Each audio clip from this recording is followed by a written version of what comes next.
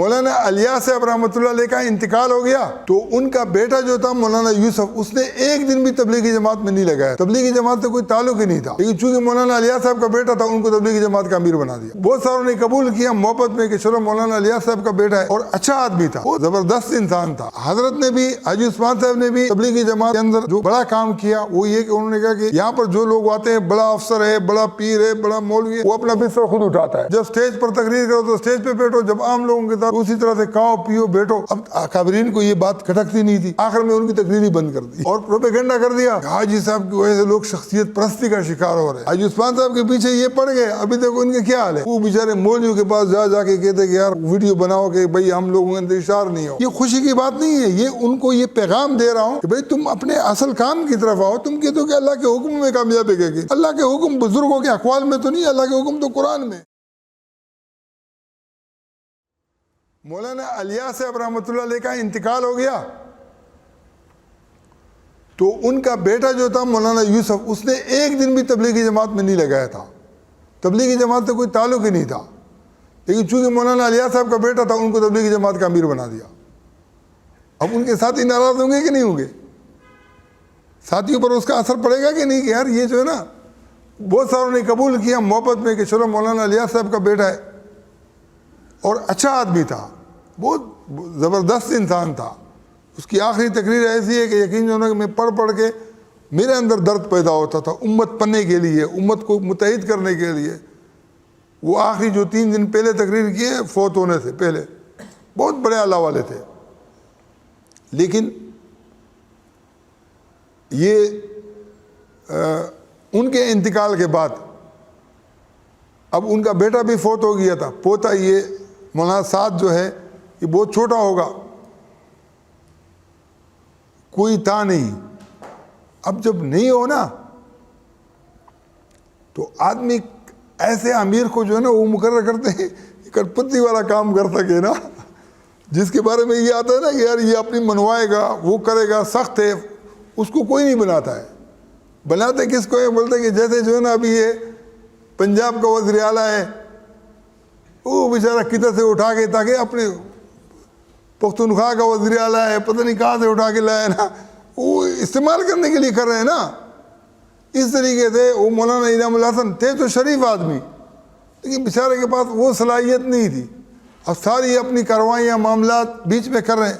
وہ حاجی صاحب سے پہلے مولانا انعام الحسن صاحب جو تھے، اس نے 1967 کے اندر ایک کتاب لکھی، 65 میں مولانا یوسف صاحب کا انتقال ہوا ہے اور 67 میں انہوں نے کتاب لکھی، بندگی کی تبلیغ، اس طرح کوئی نام ہے ان کا۔ وہ کہہ رہے ہیں کہ یار میری جو کتاب ہے نا موجودہ پستی کا واحد علاج جو تبلیغ نصاب میں شامل ہے، بولتے کہ اس کو میری حمایت نہیں سمجھا جائے، پہلے یہ جو کام تھا یہ بدعت حسنہ تھا، اور اب اس کی وہ حیثیت بھی نہیں رہی ہے۔ اب وہ یہ جو اکابرین ہے پتہ نہیں کیا سے کیا کر رہے ہیں، میری کوئی حمایت ان کو نہیں ہے وہ بیچارے، لیکن اس کو ایسا آؤٹ کر دیا نا کہ آپ نیٹ پہ ڈھونڈو، کہیں ڈھونڈو، اس کا کوئی نام نشان بھی نہیں ملتا ہے۔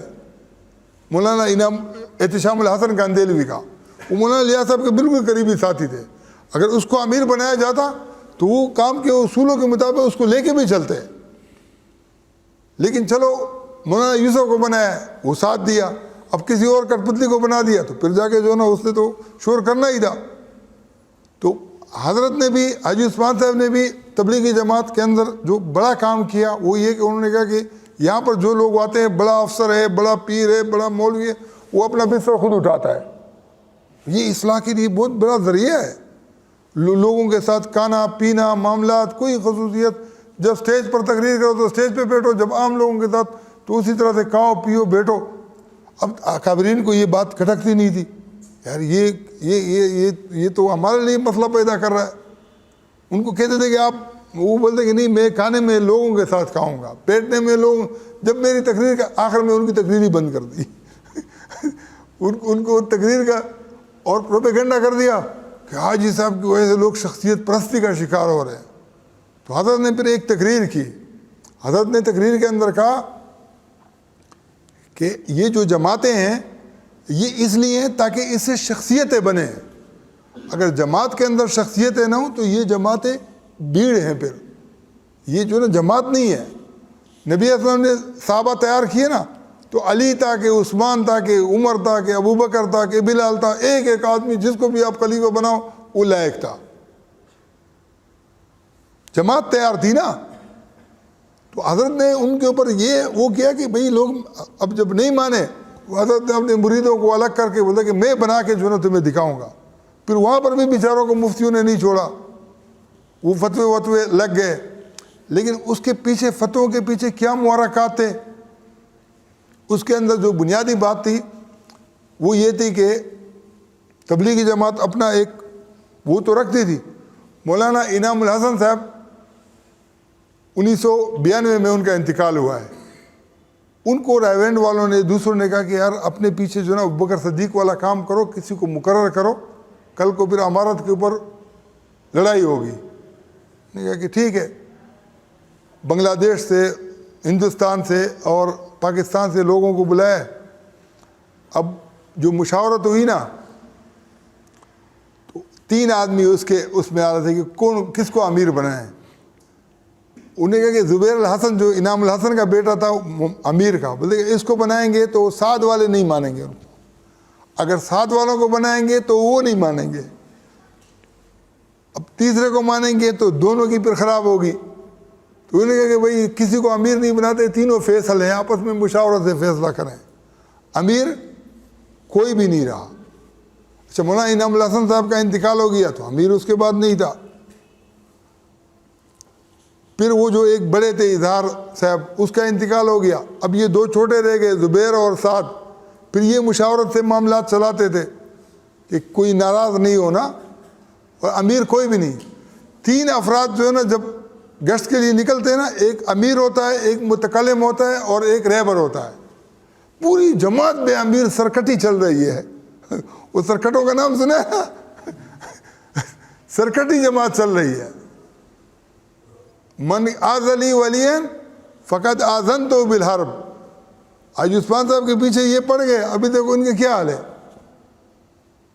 وہ بیچارے مولویوں کے پاس جا کے کہتے کہ یار ویڈیو بناؤ کہ بھئی ہم لوگوں کا انتشار نہیں ہو. اب یہاں مولانا حاجی عبدالوہاب بھی اپنے پیچھے فیصل بنا کے چھوڑ گئے, امیر نہیں. وہ بول رہے ہیں کہ یار وہ بھی فیصل بنا رہے ہیں نا, تو یہاں مجھے فیصل کی حیثیت سے کیوں نہیں مانتے. پورے اس کے اندر انتشار ہے. یہ خوشی کی بات نہیں ہے, یہ ان کو یہ پیغام دے رہا ہوں کہ بھئی تم اپنے اصل کام کی طرف آؤ. تم کہتے ہو کہ اللہ کے حکم میں کامیابی ہے, کہ اللہ کے حکم بزرگوں کے اقوال میں تو نہیں, اللہ کے حکم تو قرآن میں ہے, نبی علیہ السلام کے طریقوں میں, نبی علیہ السلام کے طریقے تو نبی علیہ السلام کی سنتوں میں ہے.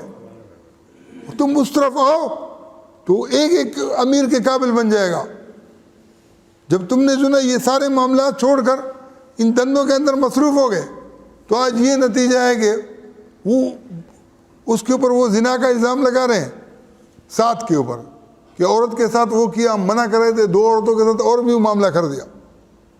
اب انسان کے جو وہ ہے نا, اللہ تعالیٰ نے مومنوں کی صفت یہ بیان کی, الذین یجتنبون کبائر من الاثم والفواحش الا اللمم. مومن کون ہے؟ جو کبیرہ گناہوں سے اجتناب کرتے ہیں اور فحش الا اللمم. اب یہ جو لمم والا لفظ ہے نا, اس کے اندر وسعت بھی ہے, اس کے اپنے مقام, اپنے معاملات ہر جگہ پر وہ ہے. آدم علیہ السلام کا جو واقعہ ہے یہ بھی لمم ہے. نبی علیہ السلام نے فرمایا کہ ایک جگہ پر جو نا کوئی عورت نظر آئی, وہ خوبصورت تھی, تو نبی علیہ السلام کی اس کے چہرے پر نظر پڑی. نبی علیہ السلام اپنے گھر میں گئے اور امت کو بتایا کہ اگر کوئی ایسا وہ ہو مسئلہ, پھر اپنی بیوی کے پاس جاؤ, اور جو چیز اس کے پاس ہے وہ تمہاری بیوی کے پاس بھی ہے. نبی علیہ السلام نے یہ بتایا کہ میں بے نفس نہیں ہوں. اب مسئلہ یہ ہے کہ اگر یہ ایک دوسرے پر الزامات لگاتے ہیں اور یہ کہتے ہیں کہ بھئی پہلی رات ہی طلاق دے دی, اور بعد میں مستورات کی جماعتیں بھی نکالنی شروع کی,